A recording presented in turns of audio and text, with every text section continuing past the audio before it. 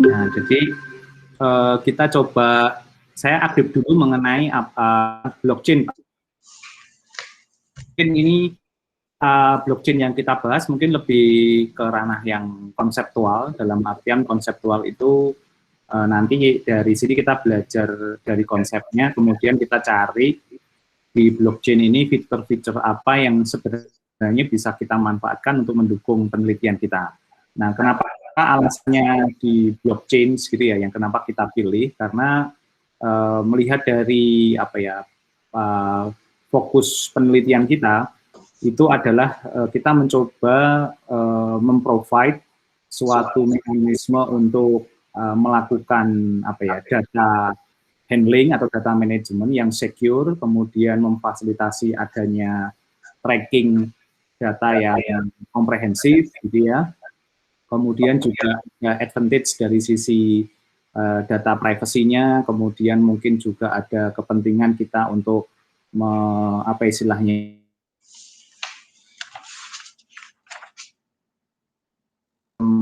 ID ya, identity, kemudian trust certificate, itu ada dalam satu konsep besar untuk pengelolaan informasi atau lebih tepatnya di transaksi informasi.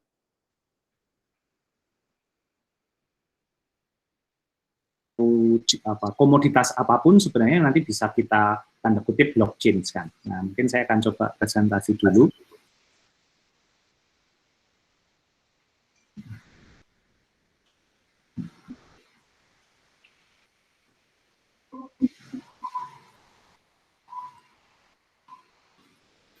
Nah, dari ini ya saya punya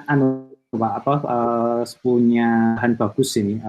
Waktu saya juga ikut satu course gitu tentang distributed system sebenarnya, dan ini di blockchain-nya ditempatkan sebagai bagian dari konsep distributed system ya. Jadi bukan blockchain sebagai komoditas tersendiri, tetapi ini dari konsep pengembangan keilmuan, ini merupakan pengembangan lanjutan dari distributed system. Jadi kalau kita melihat dari kacamata orang ilmu komputer, maka ini menjadi apa ya? Menjadi sesuatu yang sangat memungkinkan kita untuk bisa apa ya? Bisa kita kembangkan terus-menerus karena ini konsepnya tadi distributed system.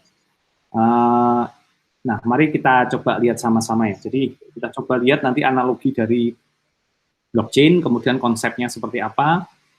Kemudian mungkin kalau di dalam keseharian kita mengenal blockchain ya Bitcoin gitu ya, cryptocurrency gitu ya.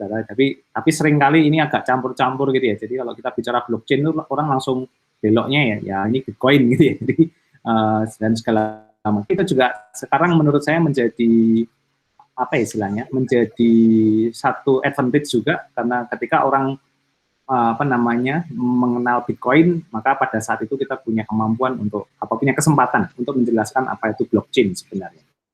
Nah, ini menarik sebenarnya. Jadi ini yang apa namanya, misalnya ada suatu narasi, ini bagus sekali ini menurut saya untuk sebagai awalan diskusi bahwa ada dua orang misalnya ya, Alice and Bob, itu A dan B, itu ingin bermain apa namanya, bermain catur gitu ya, chess by mail gitu, dengan menggunakan email. Ya. Jadi ngirim-ngirim pesan gitu ya. Jadi si A Alice ini akan meng-share ke Bob itu dengan kode tertentu, dan kemudian Bob juga akan mengirim balik itu dengan kode tertentu, dan kemudian seterusnya. Nah, ini kelihatan bahwa setiap message yang dikirimkan itu tidak ada message yang sama, meskipun kontennya mungkin sama. Tapi dalam konteks pengiriman, satu pengiriman itu akan apa namanya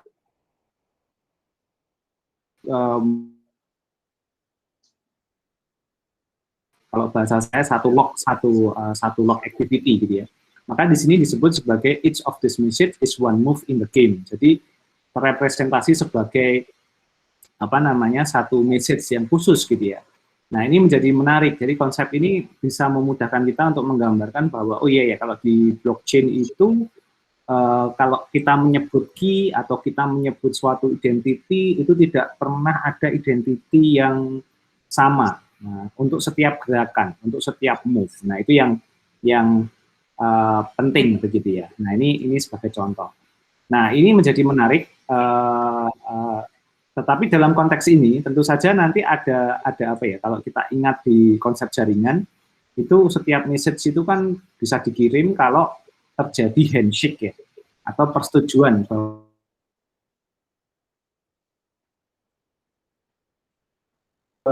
keduanya tahu bahwa mereka tahu posisinya masing-masing dalam satu board begitu, dan kemudian tahu sekuen message-nya, dan kemudian mereka bisa merekonstruksi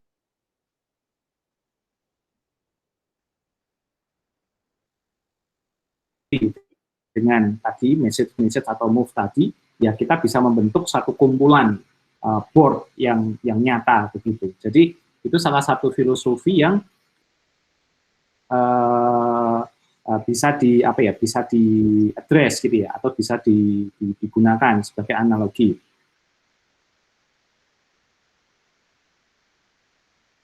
Yang lain, jadi ada analogi misalnya selain seperti ini juga ada misalnya kalau kita sending postcard gitu ya dengan teman kita di luar negeri. Nah, setiap sending postcard itu nanti direpresentasi dengan satu identitas event tersendiri. Nah, sehingga pada titik tertentu nanti kita bisa mengumpulkan dalam jangka waktu yang lama, tetapi juga message-nya jadi banyak. Nah, menariknya kemudian muncul. Nah, ini kalau mekanismenya semacam itu, filosofinya semacam itu, jadi teknologi semacam apa yang bisa menampung gitu ya. Jadi yang ditampung bukan hanya konten message-nya, tapi event-nya itu juga harus terekam dengan baik. Nah, ini menjadi penting ya. Jadi kayak bahasa saya, setiap hari mungkin kita produce data. Yang kita fokuskan sekarang bagaimana data itu disimpan dalam storage ya. Tapi kita tidak mempreserve atau menyimpan aktivitas yang men-trigger terjadinya data. Nah, jadi misalnya nih Pak, saya punya file ini gitu ya. Nah, ini kan tidak terekam kapan, bagaimana saya mendapatkan filenya. Nah, itu kan tidak pernah terekam. Nah, sehingga ada dua aspek ini. Sehingga kalau data, misalnya file presentasi ini, itu bisa disimpan dalam storage gitu ya, dalam apa, suatu bentuk apa istilahnya itu,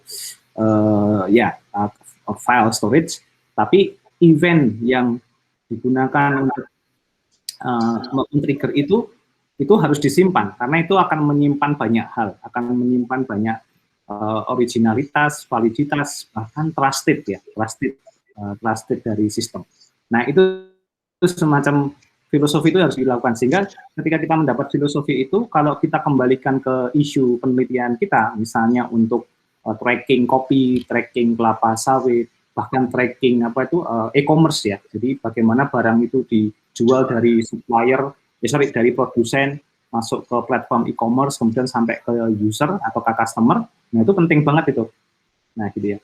Bahkan bisa sangat mungkin misalnya untuk mengecek sebenarnya ini potensinya, pengecekan halal dan haram sebenarnya. Jadi suatu produk itu terdiri dari ingredient apa, nah itu kan bisa sebenarnya. Nah, jadi misalnya dari sumbernya apa, kan kalau pemahaman saya mungkin bisa jadi salah. Pemahaman saya satu barang itu mungkin aslinya dia haram begitu dari produk sesuatu yang tidak dibolehkan, tapi karena diolah, sehingga kemudian kadarnya menurun, akhirnya bisa tanda kutip menjadi halal, itu bisa dipakai ini. Nah, itu kalau itu bisa dilakukan, wah itu luar biasa sekali. Nah, ini salah satu yang menurut saya menarik. Ini salah satu juga nih, ini yang sedang saya pikirkan, bagaimana blockchain itu membantu kita untuk melakukan tracking semacam itu ya. Mungkin dalam kita sebagai orang Muslim mungkin itu ya apa, sahih tidaknya hadis gitu ya. Wah, itu kalau bisa di tracking pakai blockchain keren sekali kan gitu. Jadi siapa perawinya gitu kan, wah ini ada change-nya itu kan keren sekali itu ya. Jadi gitu, siapa yang bilang gini gitu ya, kayak gitu. Nah, itu akan terlihat begitu. Jadi sekali lagi fokusnya memang pada eventnya. Nah, itu yang menurut saya menarik, Pak. Nah, kalau dari sisi mungkin ini saya cepat saja secara brief history, memang ini rilis pertama kali 2008, mungkin sangat terkenal Satoshi Nakamoto, meskipun kalau di dunia underground ini katanya bukan nama asli gitu ya, ada yang menyebut begitu. Nah, tapi ini menjadi menarik karena dia di Bitcoin pertama ini dia bicara tentang peer-to-peer elektronik cash ya, electronic cash atau digital asset transfer system. Jadi untuk mengamankan atau memastikan memberikan jaminan bahwa transfer sistem digital itu benar-benar terjadi begitu. Nah, ini menarik ya. Kemudian ya berkembang menjadi sangat kencang. Mungkin kalau sekarang ya kita kenal ada platformnya, ada Ethereum, ada Hyperledger. Dulu sebelum Ethereum saya main apa ya dulu yang paling native itu ada juga. Nah, itu banyak sekali. Jadi gitu. Tetapi secara simple, blockchain ini punya karakteristik. Jadi karakteristiknya cukup banyak. Pertama, dia menggunakan peer-to-peer distributed architecture. Jadi, nah ini harus dipahami. Jadi nanti kalau kita mau mengadopsi blockchain ini sebagai sebagai suatu platform untuk pengolahan data kita atau pengamanan data di kita, maka sebenarnya kita udah mendefine bahwa kita nanti menggunakan konsep P2P distributed architecture. Otomatis kalau nanti mau dijalankan, kita harus menyiapkan arsitektur P2P-nya. Nah, ini pas karena di lab sistem komputer dan jaringan kita sedang mengembangkan platform ini ya, arsitektur ini, P2P distributed architecture. Jadi, ya ini berarti kalau kita mau bikin blockchain kita sendiri, minimal ini fiturnya ya, kita harus punya ini. Nah, kemudian nanti ada decentralized peers ya. Jadi peers-nya ini kita buat decentralized, nanti ada gambarnya. Jadi bukan tersentral tapi bisa masing-masing. Terus kemudian mengakomodasi adanya transaction. Jadi ini pasti ya membutuhkan network communication yang cukup bagus dan memungkinkan setiap ini menjadi menarik. Nah, tentu saja nanti untuk mengamankan ini perlu encryption. Jadi setiap transaksi, setiap proses itu nanti dibuat ada semacam encryption. Ini yang menjadi menarik ini. Jadi kita menyediakan suatu catatan besar yang tidak boleh immutable, itu tidak boleh dihapus, tidak boleh diedit. Yang diperbolehkan hanya di-add gitu, hanya nambah begitu. Mau salah mau benar hanya add gitu. Nah, ini konsepnya seperti di accounting. Kalau di akuntansi itu kalau kita sudah melaksanakan transaksi kas misalnya pengambilan uang atau pembayaran sesuatu, kemudian itu salah, maka tidak boleh dihapus transaksi yang salah itu. Tapi bolehnya disesuaikan. Ya. Tapi penyesuaian itu transaksi baru, jadi nambah record gitu kalau bahasa database.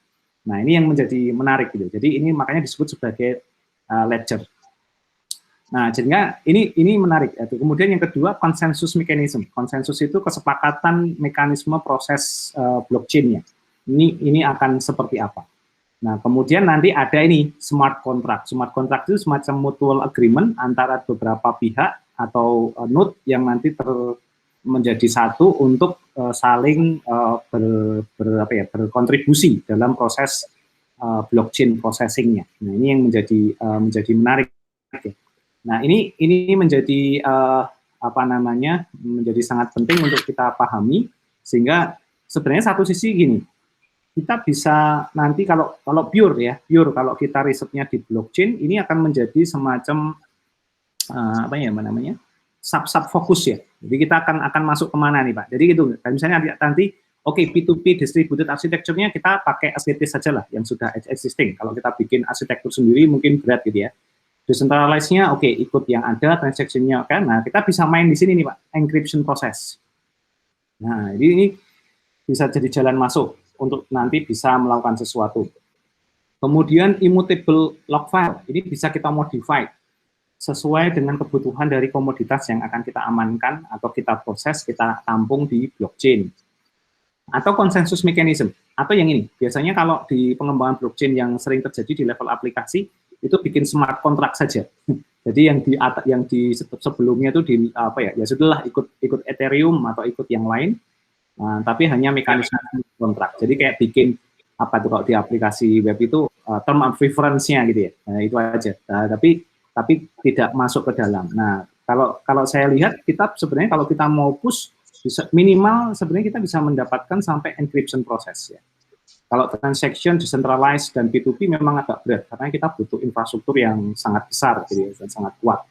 Nah, ini menjadi istilahnya menjadi sangat penting untuk dilakukan. Jadi ini adalah konten dari sistem blockchain. Gitu. Nah, kemudian ya kita perlu kita memahami bahwa ini distributed system. Jadi karena distributed system, maka ya kita harus tahu juga bahwa distributed system itu punya, bahasa saya ya apa ya, semacam by default dia punya advantage dan disadvantage-nya sendiri gitu ya. Kalau distributed system kan niatnya kan apa namanya, menghindari single failure system gitu ya. Jadi kalau ada satu node yang tidak berjalan, kita masih bisa memaksimalkan node yang lain untuk bisa berjalan kan gitu. Jadi tidak saling tergantung, sehingga apa istilahnya, reliabilitasnya itu sangat tinggi ya. Jadi semacam itu. Nah kemudian tapi jelas distributed system itu tanda kutip disadvantage-nya, kita harus sepakat ya menggunakan satu single environment atau single platform. Jadi tidak bisa misalnya saya distributed system tapi satu pakai Windows, satu pakai Linux, gitu misalnya di lingkungan sistem operasi kan gitu. Jadi agak-agak tidak bisa apa namanya, tidak bisa fleksibel di situ. Tapi ya apapun itu ada plus dan minusnya. Nah kemudian ini menjadi penting ya. Jadi ini menjadi penting karena sekarang ya itu sebenarnya bukan komoditas blockchain-nya yang penting, tetapi proses yang ada di sini nih. Kita pengen memastikan bahwa semua yang dikerjakan di sini itu penanganannya itu benar. Jadi ini makanya blockchain itu menjadi salah satu elemen di industri 4.0 karena memang dia memberikan aspek trust ya, aspek warranty, kualitas dari transaksi itu verified dan secure, mudahnya begitu. Nah, ini menjadi sangat penting ya. Nah, kemudian apa yang bisa diselesaikan oleh blockchain ya. Jadi semacam itu. Sebenarnya ini blockchain itu ketika kita ingin membuat suatu mekanisme di mana dari sistem yang untrusted menjadi sistem yang trusted gitu. Misalnya nih, kalau di database, kalau kita pakai database, kira-kira kita trusted apa tidak? Nah, gitu ya. Mungkin untuk saat ini kita bisa bilang trusted, tapi kalau saya bilang sekarang enggak. Kenapa? Karena di database saya bisa edit. Gitu. Jadi saya bisa masuk ke database, saya kemudian pakai user admin database, saya ubah, orang nggak ada yang tahu kan gitu Pak. Nah jadi itu jadi masalah. Nah sehingga manipulasi bisa terjadi, misalnya ya, ini kalau case-nya manipulasi. Bisa jadi terjadi kesalahan segala macam. Tidak jelas siapa yang memproduksi data itu, siapa yang mengedit, mendelete itu hampir tidak terlog gitu ya. Nah kita butuh sistem yang trusted. Nah sistem yang trusted itu tidak bisa hanya didasarkan pada satu single system, maka harus dikawal bersama-sama. Maka dari situ akhirnya menjadi menjadi suatu mekanisme untuk bisa trusted itu melibatkan banyak pihak begitu ya. Jadi kayak analoginya mungkin kalau kita bicara tentang transparansi finansial misalnya gitu. Nah, itu kalau suatu lembaga atau suatu organisasi banyak yang mengawasi, ya tentu saja jadi trusted karena kita nggak bisa bergerak nih kalau mau manipulasi gitu kan gitu. Jadi tapi kalau cuma satu orang saja atau satu unit yang mengawasi plus kemudian yang mengawasi juga ada di internal kita ya menurut saya tidak terlalu trusted lah, gitu. Jadi itu salah satu yang menjadi tantangannya. Nah ini yang menjadi menarik ya, ini yang membedakan antara blockchain dengan sebenarnya tidak hanya blockchain ya, tetapi juga model lama dengan yang model baru. Nah, jadi kalau yang model lama dulu itu semuanya centralized ya, semua pencatatan log gitu ya dalam mekanisme sistem itu ada di satu tempat. Ini ilustrasinya seperti kita di di perbankan lah. Kita punya banyak customer, setiap customer itu punya akun rekening, kita simpan semua di bank, yang nyatet bank. Jadi sebenarnya itu asetnya kita, tapi yang punya kuasa untuk mencatatnya bank. Nah, kita nggak pernah tahu itu bank itu terus mau diapain gitu ya. Kita nggak pernah tahu kan, misalnya uang kita 1 juta di rekening. Nah, uang 1 juta itu di rumah itu kan kalau di kotak ya selamanya kan 1 juta, nggak bisa kemana-mana. Tapi kan dia putar kemana-mana. Dan bank juga tidak pernah mengetahui kan, uang 1 juta kita itu misalnya dilempar ke investasi mana, terus di-track menghasilkan berapa banyak, dan seterusnya. Nah, itu yang kadang tidak bisa kita ketahui. Saya pernah nyoba Pak, nanya ke bank, rekening saya sekian, nah itu diinvestasikan kemana sama bank, gitu. Sehingga saya dapat bunga sekian, saya gitu. Wah, nggak tahu Pak, itu masuk di fund management, setelah itu wah, sudah gitu. Nah, itu Jadinya kita nggak tahu. Siapa tahu investasi kita dipakai untuk investasi miras begitu kan, misalnya kan gitu, bisa juga. Jadi kan mungkin bisa nggak jadi trusted. Ternyata mungkin investasi kita dipakai untuk invest di apa pembangunan jalan tol misalnya gitu, tapi kita nggak tahu. Jadi semacam-macam itu. Nah, yang diinginkan oleh distributed ledger adalah tidak ada lagi pihak yang menguasai dalam satu sentral, tetapi setiap node itu punya record sebenarnya. Jadi all node have some level of access to ledger. Jadi semuanya bisa mengetahui, dan kemudian kita bisa menyepakati true state dari ledger di setiap waktu, ya.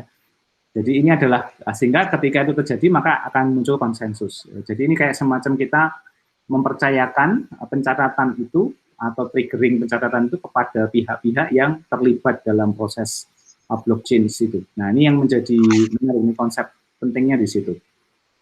Ini seperti kita kayak punya ini sih, catatan gitu ya, catatan keuangan, tapi catatan keuangannya itu kita taruh di publik, semua orang bisa lihat, sehingga kalau ada yang main-main untuk mengubahnya, semua orang juga tahu gitu, tetapi tercatat. Jadi kayak gitu. Jadi kayak semacam, kalau bahasa saya sediakan meja besar, saya kasih banyak makanan, terus saya kasih CCTV, terus kemudian semua orang melihat bareng-bareng gitu. Nah, jadi semacam, jadi tahu, kalaupun saya nggak pas lihat, ada pihak yang melihat si A atau teman saya lagi ngambil atau bagaimana. Nah itu.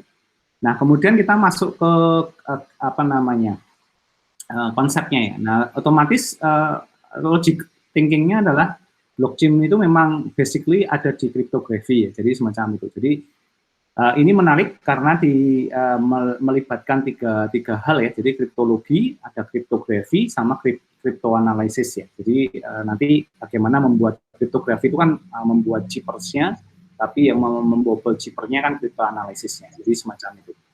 Nah yang menarik sebenarnya semacam ini nanti. Nah ini kita akan menggunakan suatu mekanisme di mana mekanisme ini menggabungkan cukup banyak apa namanya itu teknik-teknik dalam kriptografi ya. Mau menggunakan keyless cryptography, secret key cryptography maupun public key juga digunakan di sini gitu ya. Jadi kita sehingga kalau bahasa saya nanti kalau kita mau masuk ke blockchain ya otomatis nanti di tinjauan teorinya harus memasukkan kriptografi sebagai basic elemen ya, gitu ya. Jadi semacam itu. Nah ini mungkin sudah sangat memahami ya. Jadi ada tipe enkripsi simetris, asimetris, sama one way hash gitu ya. Jadi semacam itu, mungkin kita skip saja. Nah, ini yang menarik nih, sekarang blockchain prosesnya bagaimana gitu ya. Nah, di blockchain proses ini menariknya adalah seorang pengguna nanti dia akan meng-create transaction. Jadi transaction itu tidak harus keluar uang ya, tetapi suatu event yang men-trigger semacam itu. Nah, ketika itu terjadi, maka dia kemudian kayak seolah-olah itu mereserve atau memesan satu blok tertentu. Kayak coupling gitu. Oke, saya punya blok, namanya bloknya adalah transaction. Nah, satu blok transaction ini sebenarnya nanti akan menjadi salah satu kandidat change-nya. Nah, gitu. Nah, tetapi tentu saja ini tidak boleh telanjang, ini harus di-combine dengan crypto ya. Jadi atau crypto hashing lah gitu. Jadi kayak di-encrypt gitu. Kemudian transaksi ini akan didistribusikan kepada pihak-pihak yang menyediakan tadi yang jadi konsensus untuk kemudian kita menjalankannya. Nah, biasanya nanti misalnya kita punya satu node atau banyak node yang melakukan ini. Nah, ini kemudian nanti seolah-olah blok yang kita lakukan ketika misalnya di node ini itu selesai dikerjakan, hashing-nya selesai dinyatakan finish, maka otomatis dia akan dirangkai menjadi chain. Jadi chain ini akan dirangkai oleh sekian banyak distributed databases, ya, sekian banyak node. Karena di mana di sisi yang lain bisa jadi nanti ada buyer-buyer lain yang mengakses node yang sama maupun node yang berbeda.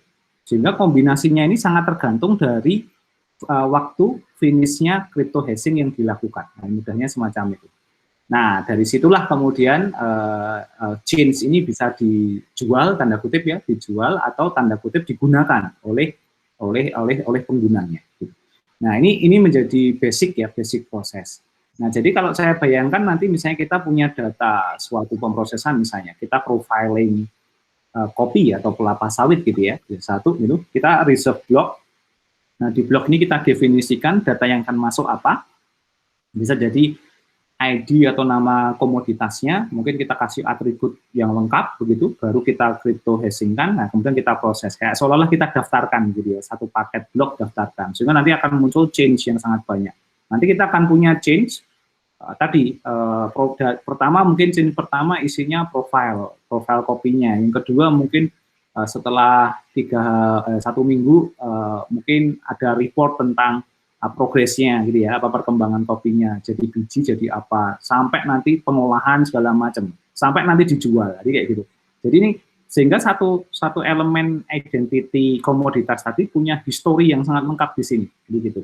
Oh dulu ternyata ketika fase awal dia bibitnya itu dari kopi hybrid begitu, robusta, arabica, kemudian ditanam di lahan vulkanik gitu ya, itu chain kedua, chain ketiganya terus dikasih treatment apa, chain keempatnya, oh ternyata kita ada isu tanahnya itu tanah sengketa, nah kayak gitu, dan seterusnya. Jadi akhirnya menjadi kopi apa gitu ya, jadi semacam, sehingga kita nanti kalau kita punya produk satu kopi gitu, misalnya dia kopi apa ya, Excelso gitu, kita klik ID dari change-nya itu, nanti dia akan menggeret change-nya sampai ujung. Oh ternyata dia asalnya dari Aceh gitu ya, tapi ternyata dia terlibat dengan proses yang banyak sekali. Jadi, nah itu ilustrasi bagaimana nanti melakukan itu. Dan ini informasi ini, change-nya ini, itu tersebar di distributed ledger tadi.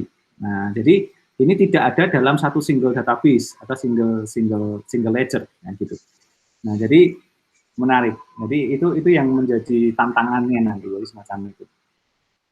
Nah, tapi tentu saja nanti ada mekanisme tambahan ya, di mana kita juga melakukan trustless peering gitu ya. Jadi kita tidak terlalu mengandalkan peering yang terlalu efisien atau efektif gitu, tetapi lebih fokus ke distributed ledger-nya. Nah, ini caranya begitu. Nah, sehingga bisa juga nanti ini platform blockchain yang ada ini nanti kita buat menjadi levelnya menjadi private blockchain semacam ini, nah, di mana ini hanya disediakan oleh pihak yang satu komunitas atau satu lingkungan organisasi. Sebenarnya itu yang paling penting. Nah, kalau kita pakai misalnya Ethereum atau mungkin platform yang lain, ya sifatnya berarti ini terdistribusi kemana-mana ya.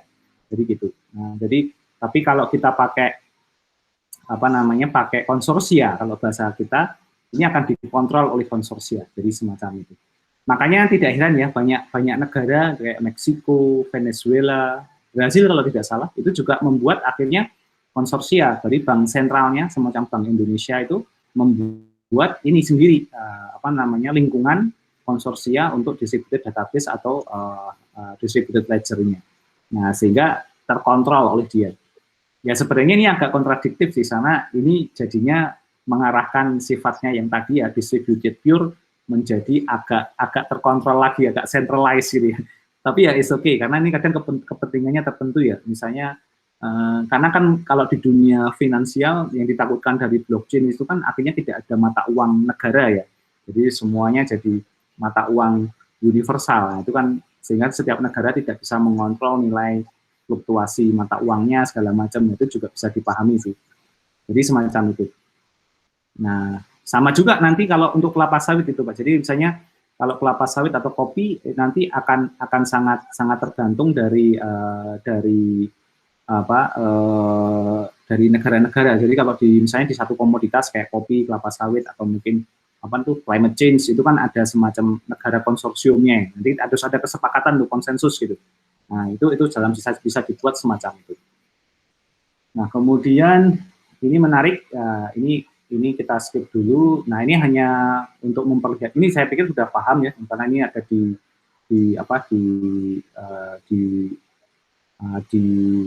enkripsi. Nah, kemudian kalau kita bicara global ledger, nah ini adalah tampilan dari model global ledger-nya. Jadi kita akan punya semacam apa namanya itu ledger yang berlaku umum untuk transaksi Bitcoin atau blockchain-nya. Jadi semacam itu. Nah, tentu saja nanti salah satu yang menjadi penting adalah penerapan cryptographic hashing ini. Jadi ini yang akan menjadi sangat penting karena kalau kita kembali ke arsitekturnya, maka ini kan menjadi sangat urgent ya di crypto hashing. Ini kalau kita kembali lagi ke list tadi, list teknologinya kan ada di encryption proses ini.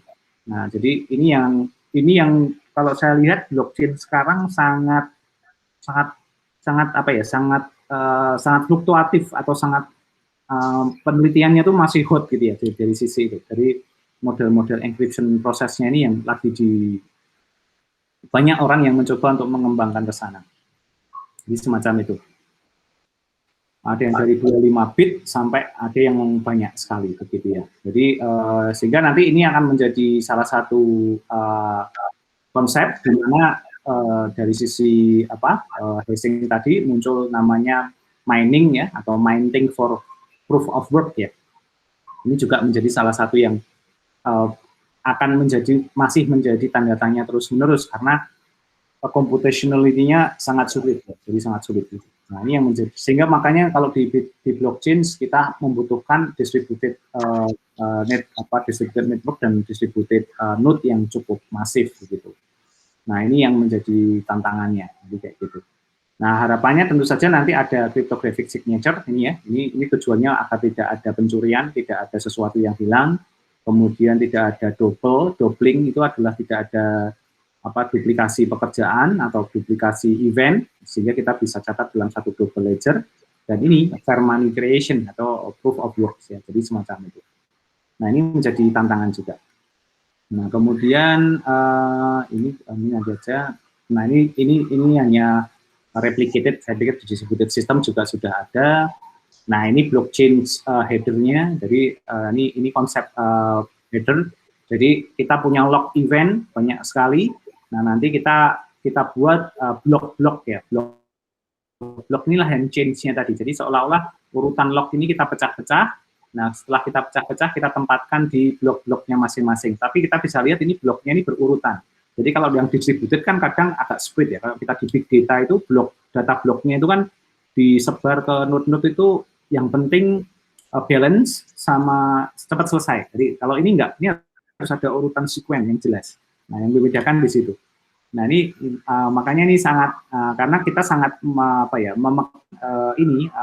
log sequence-nya ini. Jadi ini yang menjadi salah satu pembeda yang cukup signifikan. Konsepnya masih distributed, tetapi kenapa kemudian disebut sebagai blockchain ya? Karena sebenarnya yang penting ininya change-nya ini, change-nya ya. mengular ini penting banget. Nah, itu menjadi tantangannya. Nah, kemudian masing-masing blok juga punya tautan satu sama lain. Jadi kita jadi tahu urutannya mana, sehingga tidak kehilangan track dari masing-masing blok gitu ya.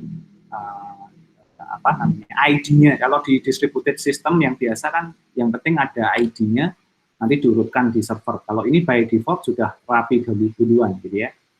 Nah, kemudian nanti juga ada hash di sini agar antar blok, sehingga ini digunakan untuk agar terjadi deterministic function ya untuk previous block sih. Jadi agar deterministic gitu.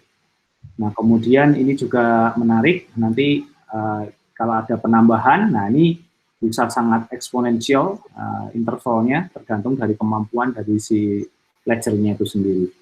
Nah, kemudian ini nanti masing-masing blok itu nanti akan menggunakan model komputasi untuk menyelesaikan hashing-nya. Nah, nanti ada beberapa yang berhasil, ada tentu saja yang tidak gitu. Nah, tinggal nanti disesuaikan.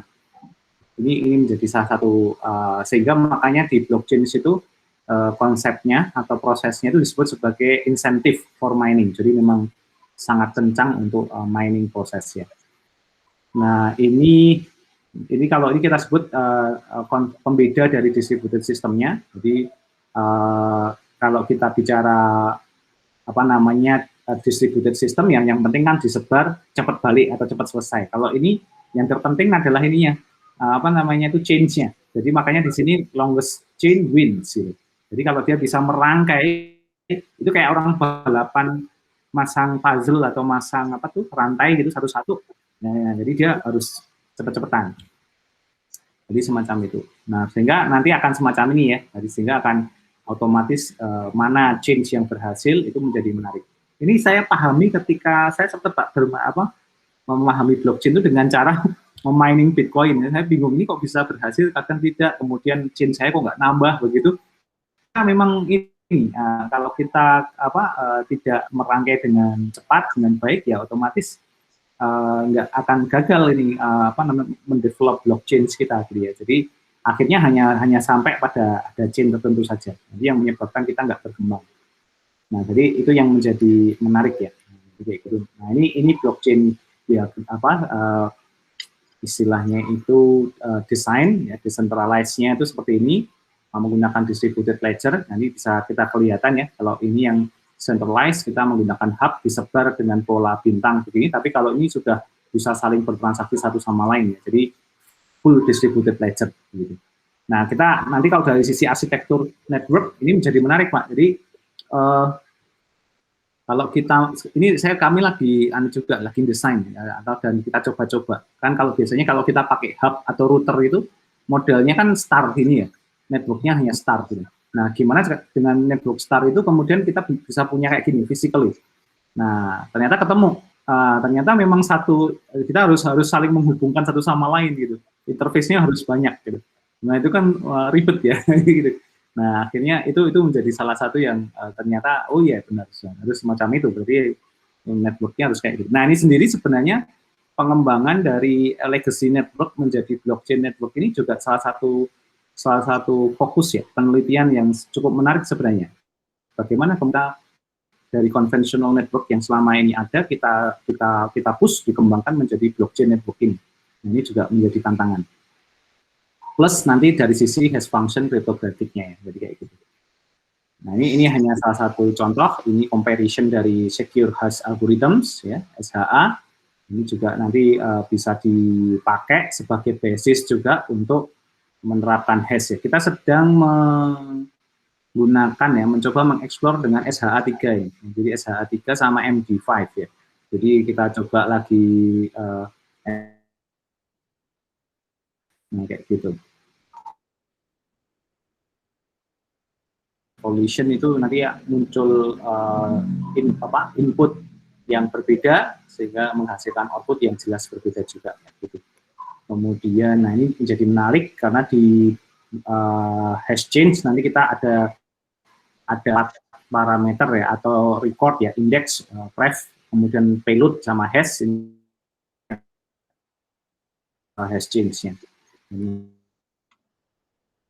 Ini menjadi penting. Kemudian ya ini menjadi menarik karena nanti akan proses blockchain prosesnya akan selalu menambah blok ya. Jadi ini menjadi penting karena kita harus memastikan proses penambahan blok ini berjalan dengan baik. Ya tentu saja kita butuh big computation, ya, jadi itu menjadi sangat penting. Kemudian saya akan coba ini contohnya Pak. Jadi ini contohnya kalau dicoba lebihkan dalam bentuk data gitu ya. Ini kita bisa lihat bahwa ada sequence tertentu. Nah, ini hash yang dihasilkan. Nah, sebenarnya ini recordnya ini atau urutan ke bawah ini adalah change-nya. Jadi kita bisa membuat beberapa change isinya semacam ini dan ini berurutan terus ya. Jadi semacam itu. Ini jadi salah satu contoh ya. Jadi kayak gitu. Nah, ini blockchain ya. Kalau ini Bitcoin, nah mungkin kalau Bitcoin kita bahas belakangan saja. Ada yang menarik lagi. Bentar.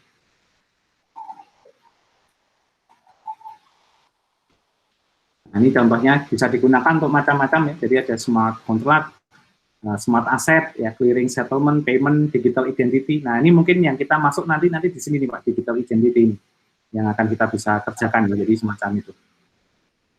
Kemudian ya, nah ini smart contract bisa semacam ini ya, menggunakan beberapa bisa ini platformnya ya. Kalau Bitcoin mungkin tidak ya, karena Bitcoin hanya cryptocurrency. Ethereum ini bisa digunakan untuk smart contract, Hyperledger itu bisa digunakan untuk juga smart contract ya. Nah, dan ini mungkin bahasanya yang lebih familiar lah ya, ada C++, Golang, sehingga jauh lebih mudah untuk dipahami. Tapi kalau Ethereum ini Solidity ini bisa dicek dulu nanti karena ada beberapa requirement. Nah, ini salah satu yang paling fenomenal, Ethereum dipakai mana-mana karena dia platform yang dibuat terbuka, jadi blockchain terbuka begitu ya. Ini contohnya, ini cukup banyak lah gitu. Semacam itu.